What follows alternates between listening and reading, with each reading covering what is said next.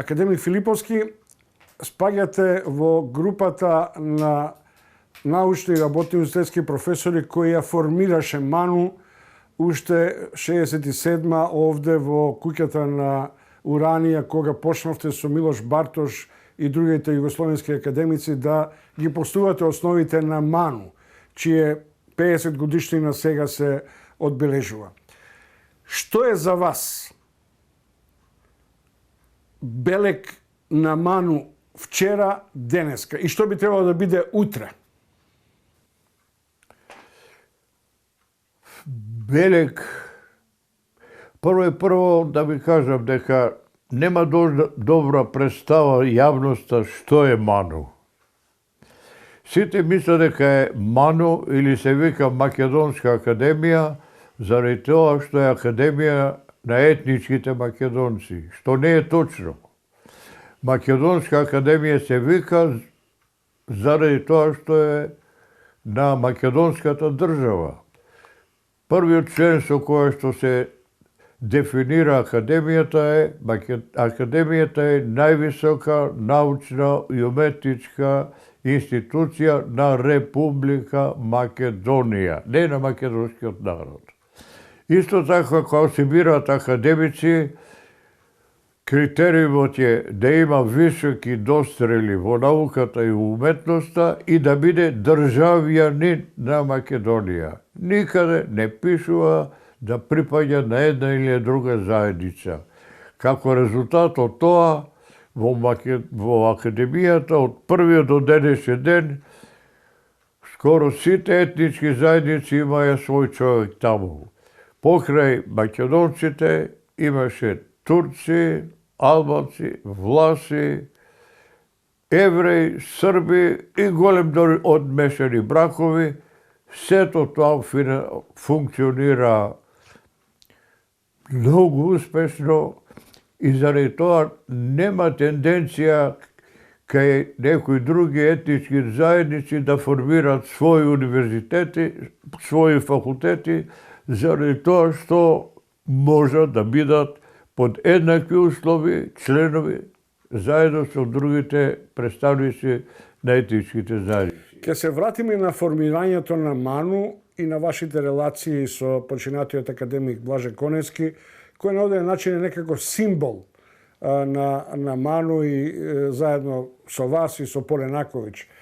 Но сега ми дадовте за шлагвор да ви го поставам прашањето кое има дневно политичко значење. А тоа е овој договор со грците. Сите стравуваат дека Македонија го губи својот идентитет на државата, на институциите. И дека МАНУ нема да се вика МАНУ, ќе се вика Академија на Северна Македонија и така натаму. Дали е тоа толку страшно, толку вулгарно, толку деликатно за вкупната позиција на еден форум на мислители, научни истражувачи кои се генеза на Македонија? Не. Затоа што МАНУ досега беше институција на македонската држава. Ништо нема да се мени. Ќе се мени името, а суштината е иста. Сега е Македонска академија на државата Република Македонија. Ќе биде установа највисока на Република Северна Македонија. Што се менува? Ништо. Сите членови остануваат исти, сета активност останува иста, Македонија добива една придавка, а придавки Македонија добивала од кога што знам јас. Да ви кажам кратко, памтам пред војната не викај јужно-србијанци. Памтам 41 година дојде Бугарија, не викаја македонски българи. Дојде ослободувањето, не викаја македонци. Името на Македонија се менуваше со придавки. федеративна, народна, демократска. Дојде осамостојувањето. Се регистриравме БЈРМ. Не викаше ли некој бајрамовци? Не. Името на државата и името на етничката заедница немат никаква врска. Велика Британија се вика Обединетото кралство. Кој ги вика Обединети кралеви или великобританци? Таму живеат англичани, шкоти, велшани, ирци. И ние така ќе бидеме.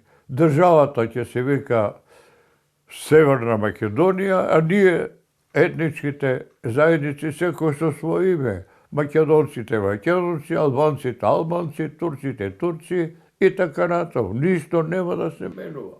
Од каде во овие региони? Зошто, например, одредени академии станаа средиште на националистички пориви, на големо државотворни аспирации, создавање на големи држави, вклучувајќи ова идеја еден ден на обединување на сите територии на единствена Македонија? Балканските народи, кога создаваја своји држави во 19 век, сите има идеја на еднонационални држави. На Балканот не може да постојат еднонационални држави. И ако сакаме да создаваме еднонационални држави, тоа значи да војуваме. Сетите се на 91 година, Босна што стана. Србите сакаа да ја направат еднонационална српска, хрватите хрватска, муслиманите муслиманска, изгубија 100.000 души умрени, уште толку ранети и 1 милион иселени.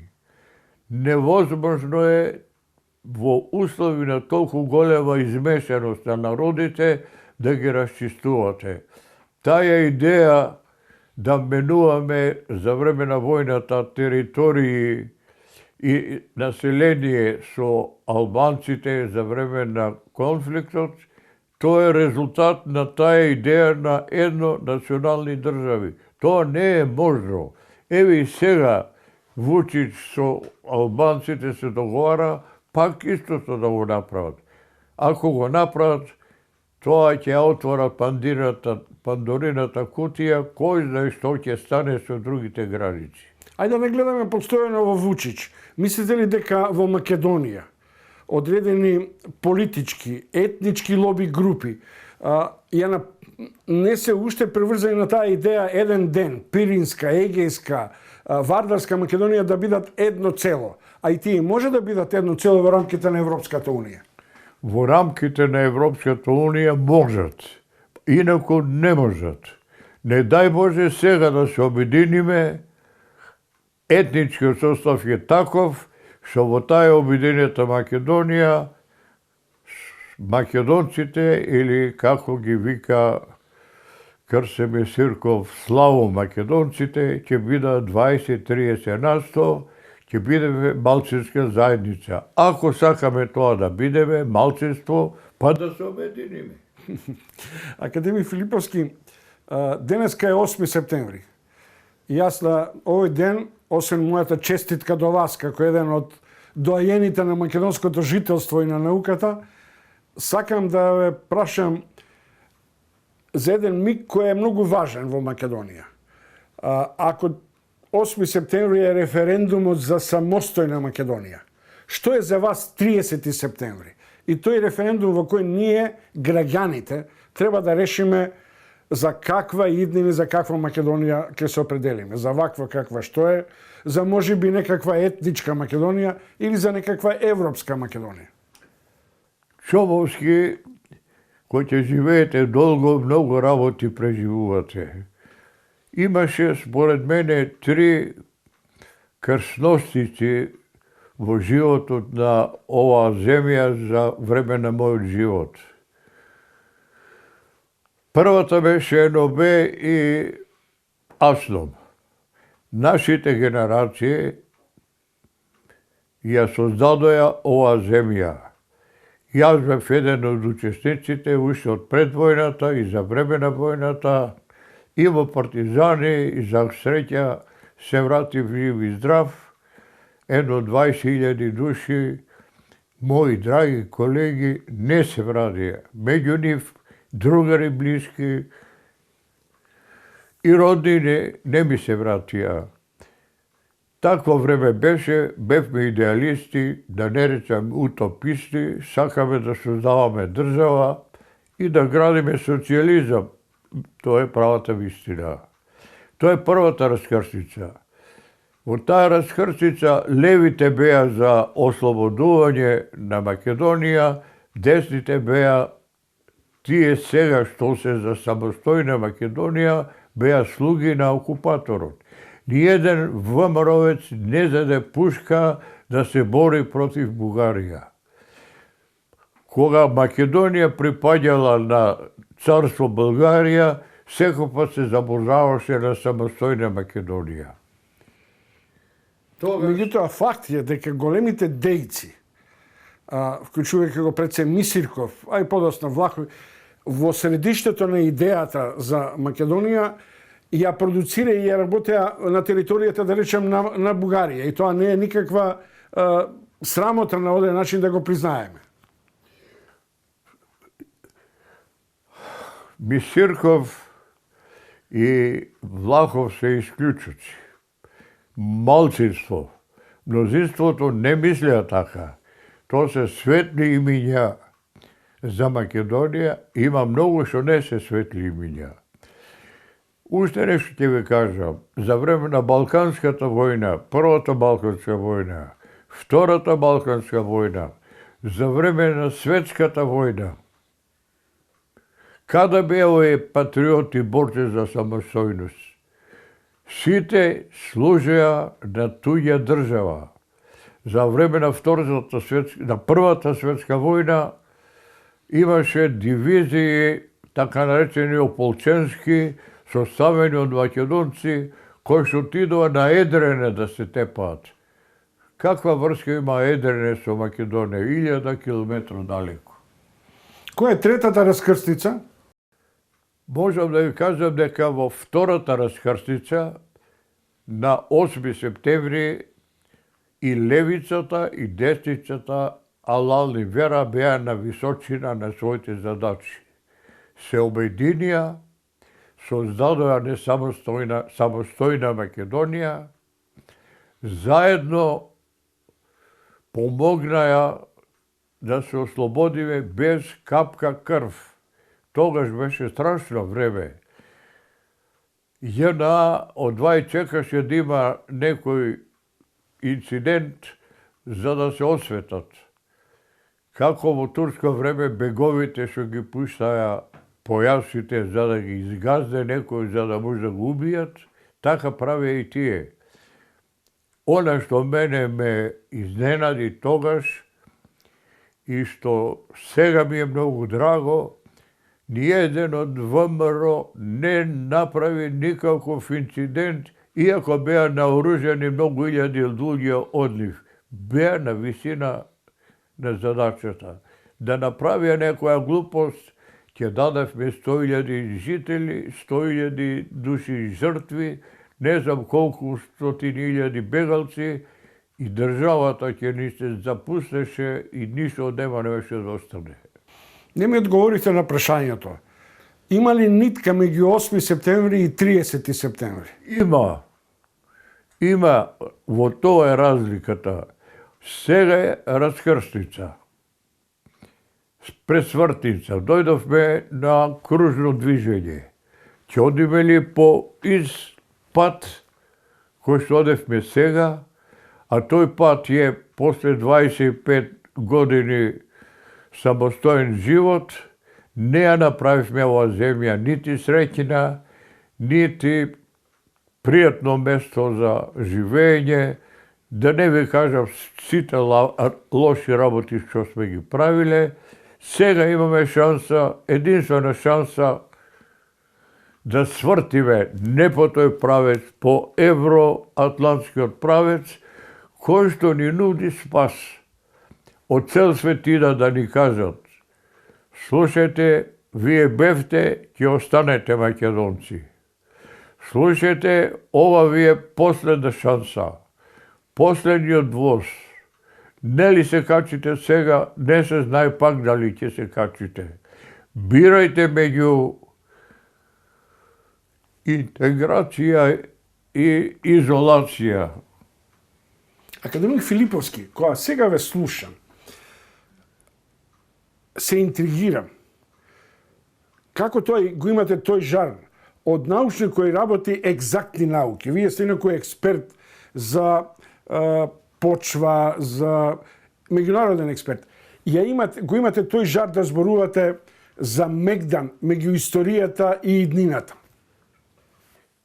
Слушајте, тоа е последица на тоа што многу сум читал, не само од моите области, и од другите. На шега ме викаат, ти си енциклопедија. Ме интересира се, Подобро од македонската. а судбината на мојата земја, Да. особено. А сум врзан со земјата на повеќе начини. И фамилиарно. Татко ми беше илинденец. Носеше илинденска споменица. Имаше илинденска пензија. И таа споменица ми е најдраг спомен кој што го предавам на следната генерација. Академик Филиповски, некаков чуден шлагворд ми давате носејќи ме на оваа врвица на Илинден. И со емоцијата околу вашиот илинденец, таткото и така натаму. Ако имавме 3 Илиндена, што би бил денот после референдумот, доколку Македонија одбере европската перспектива? Што би било? Прво,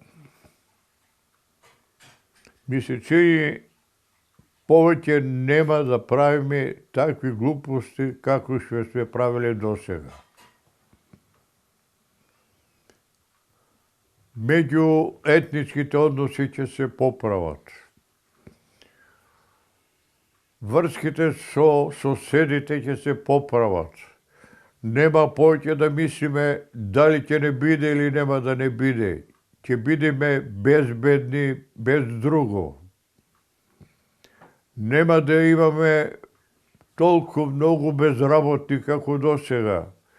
Нема да земаме пасоши со туѓи имења, со туѓи етнитети на пасошите, а сега толку многу се бориме за нашиот етнитет. Нема да имаме таква сиромаштија. Ќе се менат многу други работи. Нема да имаме кризи како што имаме досега, да не ги споменувам истерување на пратеници од стопанството и на новинари, да не го спомнувам 27 април, тие одзверени лица што ги гледав, кога ги покажуваат на телевизија, ги вртам главата, а кога го гледам Ѓорчев како ги брани, му се дивам. Имам уште едно прашање врзано околу оваа димензија. Иако ќе ви давам шанса да кажете што би било после 30 септември, освен овој социјален или развоен аспект. А тоа е следното. Ако е тоа ваш став, ако е тоа на одреден начин убедување на значаен дел од академиците, од науката и така натаму, зошто науката, пред се Ману, во еден период беше заглавена во својата историска матрица? Зошто, например, науката, што е нејзин основен белег, не се занимава со футурологијата, со перспективите? Од тој агол ве прашувам зашто нас тоа ни не достига. Како да ви кажам, луѓето не знае дека Ману се состои од 45 луѓе и од 45 разни науки и специјалности. Тие представници од обштествените науки, економисти, правници, лингвисти, историчари, да не редам, тие на еден начин мислат, а ние од природните науки други. Да кажеме, кај мене националната припадност, идентитет, едно друго, поинако звучи отколку кај нив. Јас сум стручнак за почвите. Почвите се образуваат секаде. Ги гази секој. Дали албанец, или македонец, или кој да ги гази, истите се тие. Не мисля така историчарите. Не мисли така лингвистите. Видите сега што остануваше со овој законот за јазиците. Лингвистите дигна голема бука, а забораваја дека 10 години не добиваа пари за да го проучуваат јазикот, 10 години не дигнаа глава зашто не добиваа млади научни работници, 10 години не дигаа глава зашто семинарот немаше пари, 10 години не дигаа глава зашто наставниците по македонски јазик во туѓите универзитети се укинуваја. Сега, кога некој друг народ треба да добие права, без да се намали правото на македонскиот јазик, толку голема ѓурултија дигаја. Тие се робови на старите национални романтизми од 19. век. Да влезам малку во шемата на дневната реакција. Само за миг, не сакам тамо да ве однесам. Околу лингвизмот. Денеска читам фрапантен податок. Дека на филолошкиот факултет во Македонија одвај 10 студенти да го изучуваат македонскиот јазик. Така ли ќе го чуваме македонскиот јазик? Така ли ќе ја подготвиме нашата лингвистичка пенетрација во Европа? Таму каде што во Брисел би требало да се преведува и на македонски јазик. Што да ви кажам, тоа е истото, тоа е што ви зборам. Најголемите патриоти кои го бранат македонскиот јазик дозволија да дојдеме до таква ситуација. Тоа не е веднаш направено, тоа е резултат од 10 годишна негрижа за македонскиот јазик. Академик Филиповски, уште само еден аспект, па да се вратиме на ману, на срцевината на вашето обстојување. А тоа е врзано за вашите реакции. Бевте еден од академиците кој застана зад погубноста на потезите да се илустрира Славко Јаневски. Еден од бардовите на македонската литература. Бевте еден од ретките односно од ректорите, екс-ректорите кои застанаа зад идејата и зад протестите и поддршката за можноста да биде загрозена автономијата на универзитетот со оној несреќен закон за високо образование 2015. Кој порив ве води во таквата реакција која има понекогаш дневен, личен, па и поширок контекст? Ајде прво со автономијата. Бев студент во Белград. На власт дојде Стојадиновиќ. Се сеќавам. Тогаш исто така прочитав дека сте биле на браниците со штрајкот на студентите. Стојадиновиќ, профашиста, се сеќате и конкордатот, удари на црквата и удари на автономијата на универзитетот. Јас бев тогаш секретар на Друштвото на студентите агрономи во Белград, а председателите на друштвата сочинуваја акционен одбор универзитетски, Лола Римор беше председател. Одлучивме студентите да штрајкуваме заради одземање на автономијата на универзитетот. Универзитетскиот совет и ректорот застана на нашата страна. И тие штрајкуваја и за еден месец Стојадиновиќ мораше да го повлече законот. И сега правам споредба со тоа што се случува кај нас. Го нападнаја автономијата на универзитетот, се побунуја професорите, ама за жал 200 професори меѓу 2000 професори. Универзитетскиот совет не мрдна со малиот прст. Ето, заради тоа го направи. Тоа е интелектуалното кредо на Универзитетот Кирил и Методи, да речем. Тој капацитет на реакција од 2000 професори само 200 да ја барат слободарска димензија.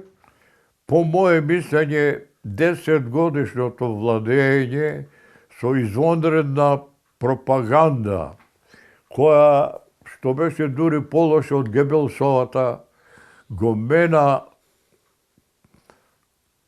мислењето на голем дел од интелигенцијата, која беше прогресивна во моје време кога бев јас професор, и не би рекол сега дека е во голем број таква, затоа што другите малку по малку превладуваја, дојдеа, како што би рекол Ѓорđe Балашовиќ, неки млади клинци.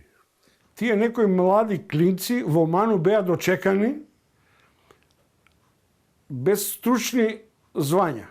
Еден Никола Груевски, магистар, имаше потреба во Ману да продефилира со својата одбрана.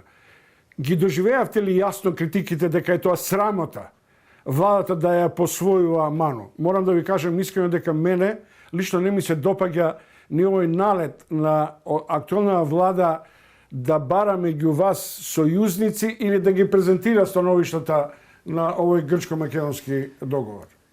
Видите, за Никола Груевски информациите не се точни. Прво, во принцип, магистарски труд не се промовира. Тој се брани пред една комисија. И крај. Под кој притисок подпаднав? Сега не попаднав под притисок. Груевски бараше да се промовира неговиот труд не од академијата, туку во академијата. Академијата него само му даде салата, што бев ја против, за да го промовира трудот. Тука му го промовираја трудот. И имаше 3-4 академици кои што застанаја срамно да земат подпис од него. 4 беа, а ние сме 45.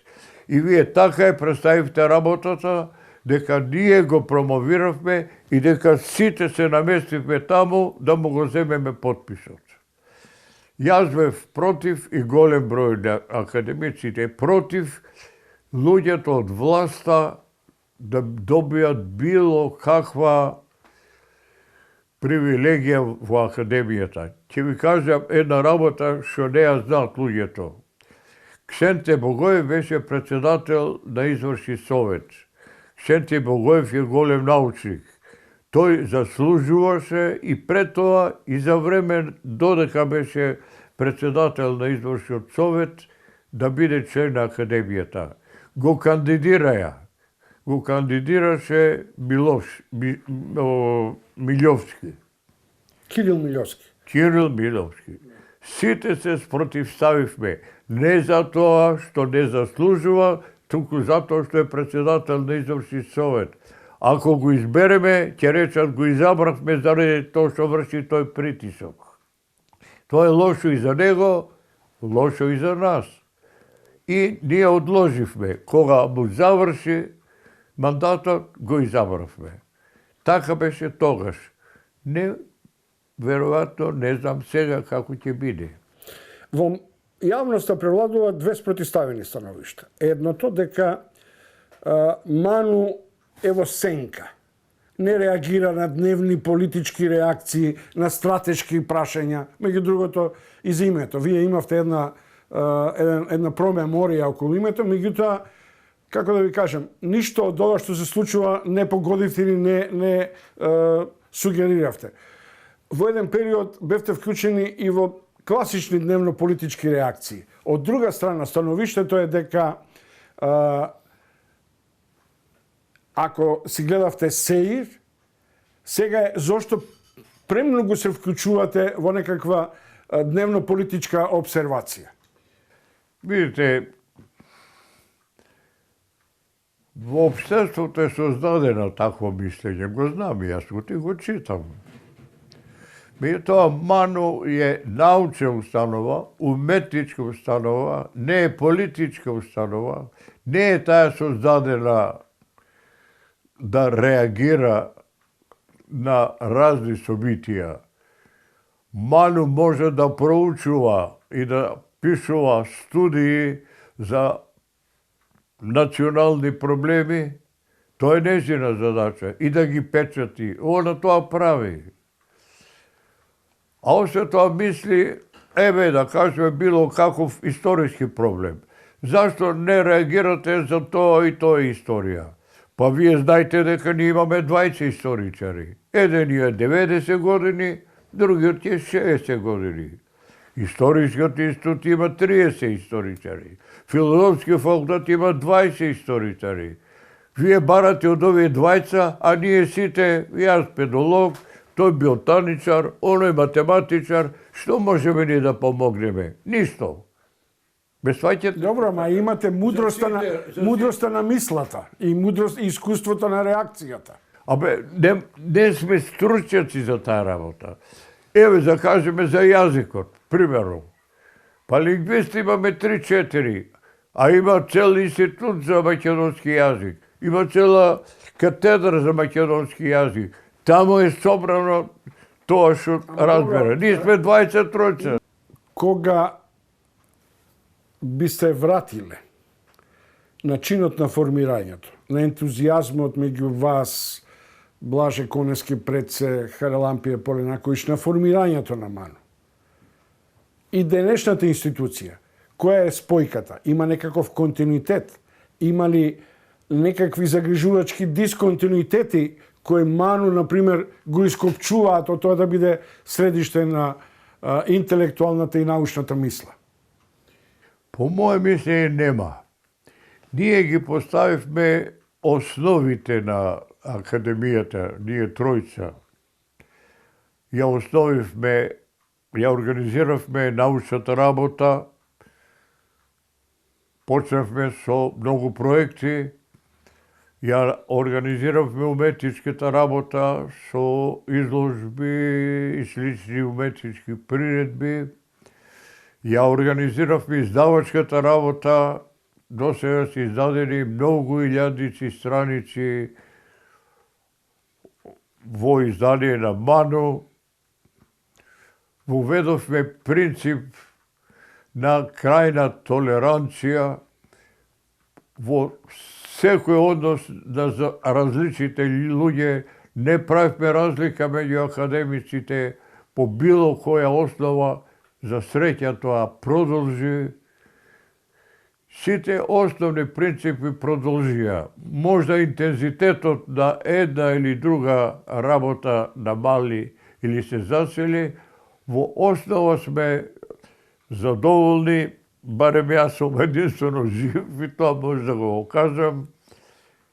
Избегававме да се мешаме во политиката.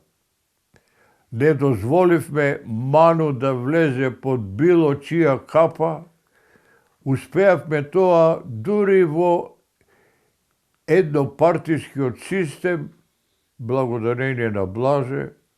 Тоа беше умен, многу умен човек, кој што имаше голем авторитет, кој што ги држеше луѓето од политиката на растојание, не дозволуваше да се мешаат во работата на академијата и ние не сакавме да се мешаме во работата на политиката.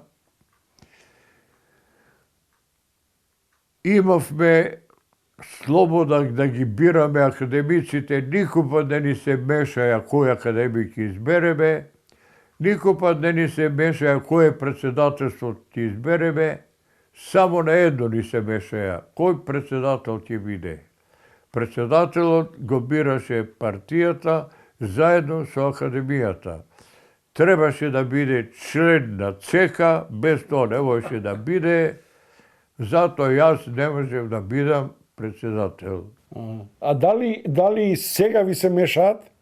Не. Дали струи има, например, на експонирање на СДСМовски, ВМРО-ски структури? Не ни се мешаат.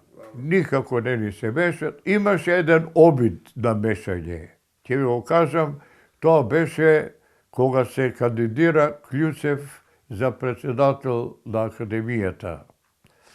Немаше шанса. Таа фракција со националистичка тенденција изнесува 5-6 души. Добро, ама на Клюсев не можеме да му ставиме некаков националистички префикс. Сепак беше малку по-либерален патриот. Или мисли дека има... Не, мислам, на овие 5-6 души можда не означив како што треба. Тој беше извонреден човек. Ја бев многу добар пријател со него. Тој се кандидираше, ќе добиеше 5-6 гласа. Го советував да не се кандидирам, како другар.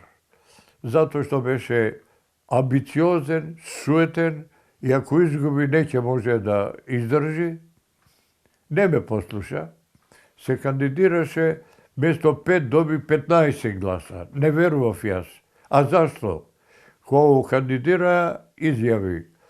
Мене Груевски ми рече, ако ми изберете за председател, ќе ви се дуплира академскиот додаток. И на таа основа доби 10 нови гласа. Малку смешно, ама вистинито. И за жал, што не ме послуша, ја изгуби главата. После тоа не можеше да издржи, доби удар и заврши несреќа. Да се надеваме дека не е само заради тоа. Добро, тој и беше прилично со нарушено здравје и така натаму. Академик Филиповски... Само беше извонредна особа, да, не знам што тоа. Јас го познавам од времињата на... Тоа беше многу добар председател на владата. На владата. Од тоа време го познавам со исклучителен нерв за... И де факто не може да му се спори активно, неговото лично активно учество во формирањето на македонската држава 91 година. Сега за крај, при крај, што е тоа што ние не успеваме или успеваме на Блаже Конески да му го оформиме местото во македонската историја, и научна, и литературна, и, да речем условно, академска. Дали мислите дека во миговите на неговото оспорување тоа доаѓаше како елементи на злокоба кон неговиот интегритет, или беше тоа резултат на битката преку Ману и преку него да се освои, да речем условно, академијата? По моје мислење, тоа беше политичка борба меѓу две фракции, една која што го бранеше него и која што беше по-демократски, по-слободно ориентирана, и друга националистичка, на чело со знајте кој што го крсти дури и џуџето од Либрегово. Тоа име не може да го извалка тие, иако го напаѓа. Тоа беше големо име, уште поголемо надвор од Македонија, отколку во Македонија. Беше почитуван од сите академици и никој од академиците збор досега нема речено, нити ќе рече против него. Тоа беше еден голем создател на јазикот, на азбуката, на правописот, создадел на голем дел своји соработници И ова све што го имаме се во македонскиот јазик, тој е главниот заслужен. Беше изводен човек, тоа е кроток, умен, тактичен. Нема да верувате, седниците на председателството трае 45 минути тој кога ги возеше. Како ги водеше, мајсторија голема. Ако немавме едногласие, ќе го одложеше тоа прашање, ќе дадеше време за да разговара и со едните и со другите, да најде компромисно решење и на следната седница сите пак заедно да гласаме. Тоа не се повтори. Академик Филиповски, во овој свој виден портрет, презентација на вашите, ајде да бидам слободен да кажам, некакви тестаментални пораки. Дозволете ми негде да сгрешам, но вие сте научник пар екселанс. Освен петтомното издание Почвите на Македонија, дури и на оваа возраст се активни во едно капитално издание кое се уште не е готово, но се прави, а тоа е педолошката карта на почвите во Македонија. Што тоа треба да значи? А уште малку само да додадам. Бевте универзитетски професор на магистарски студии во Калифорнија, Грција, Италија, овие југословенските простори и така натаму. Што значи, да речем условно, енциклопедијата на почвите во Македонија? Видите, почвите ги испитував близу 70 години. Кога почнав да ги испитувам, тоа беше табула раза. До тогаш во Македонија педолог немаше. Испитување на почвите немаше. Почнав јас со грдна мака, немав многу знаење, во текот на работата го сретнав тоа, создадов голем број на соработници кои што ми помагаја и бидејќи ми поставивте прашање за педолошката карта, можам да ви речем дека собравме податоци за цела Македонија. Сакавме да издадеме картата, 10 години бараме пари, никој пари не беше спремен да ни даде. Благодарение на моите врски со ФАО, оти бев на времето експерт на ФАО, тоа е Агенција на Обединетите нации, За храна. фатив некакви врски, ми помогнаа и други, ни дадоја $500,000 и така издадовме картата. Тоа е прва карта од југословенските народи што издадовме, карта заедно со 10 студии големи, а ова моите монографии беа пред тоа издадени и тие послужија за издавање на картата. Не само што издадовме картата во печатена форма, толку во дигитална форма. Денес имате картата на интернет, само да притиснете ќе ја добиете. Ако ви интересира како се почвите околу Драчево, ќе притиснете, ќе го добиете Драчево, ќе ги видите тие копани места профили таму, ќе притиснете, ќе добиете какви резултати има. Тоа го нема на друго место. Го направивме затоа што ФАО експертите ни помогнеа, ни дадоа програма за таа работа и тоа е една од ретко педолошките карти издадени во дигитална форма. Академик Филиповски, дали постои опасност? Што се работи за земјата? Народот е вознемирен. Дали е загадена? Кој ја загадува? Колку во овој момент таа има опстојба да ни дозволи неорганска, органска храна која е, речници, не заштитена или незагадена од пестициди и други отрови, вклучувајќи овие опасности од новите рудници и така натаму. Вака, јас имам издадена една монографија Деградација на почвите на Република Македонија, има околу 300 страни. Тамо се изнесени сите резултати до 2007 година кога издадов, што се вршени на деградацијата, се мисли намалување на производните можности на нашите почви. Има погрешна представа за нашите почви. Сите мисли толку сме богати, што не само што можеме ние да се храниме, толку уште не знам колку, за жал не е така. Не е така по проста причина што 2/3 од нашата земја се планински области. Ако споредите со Војводина, ќе видите дека таму е 100% земјоделска површина. Ама не само тоа. Таа земјоделска површина што ја имаме, само околу 10% е високо квалитетна, вака да упростено да кажеме. Така што земјишниот фонд е сиромашен и ние треба голема грижа да водиме тој малиот земјишен фонд да го сачуваме. За жал, не го правиме тоа. На тие најплодни површини градиме станови, фабрики, инфраструктурни објекти, загадуваме, од ден на ден намалуваме земјишниот фонд.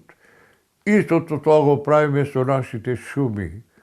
Ова сега што имавме поплави, тоа е резултат од уништувањето на шумите. Сосема за крај, сега ме прашам лично. Хајде. Како успевате да одржите својата ментална активност, менталната кондиција? Вие зборувате со голема доза на мемуаристички пристап. И како успевате физички да се одржите, бидејќи ве гледам, уште сте активни, одите. Јас ве знам одамна и се сеќавам на периодот кога до пред 4-5 години низводно правевте огромни тури на пешачење.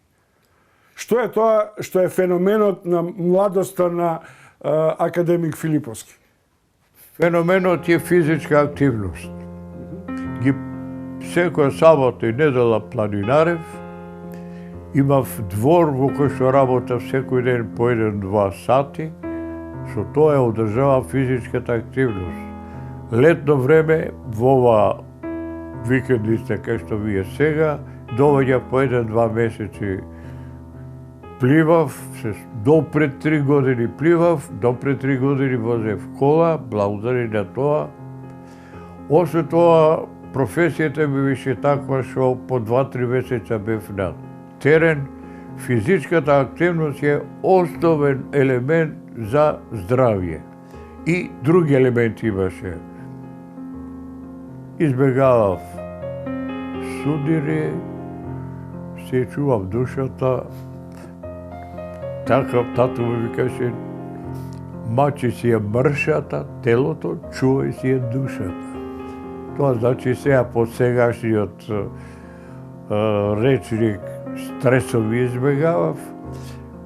Водев, што е ретко, контрола на здравјето, секоја година имав другари доктори во тоа време, комплетна анализа,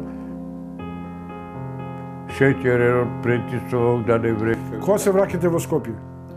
Околу 15. Значи на 30 септември каде ќе ве видиме? Ќе гласате? Ќе гласам за. Ви благодарам уште еднаш што бевте љубезни, ме примивте во вашиот дом во Охрид. Овој разговор ќе оди во Студио 1, во новата телевизија 1. Ќе ви се јавам да го гледате најверојатно во вторник во вечерните часови и дел од овој разговор ќе емитуваме и во рамките на информативните. Фала ви за поканата и почестен сум што сум меѓу првите соговорници во вашата нова емисија. Ви благодарам многу.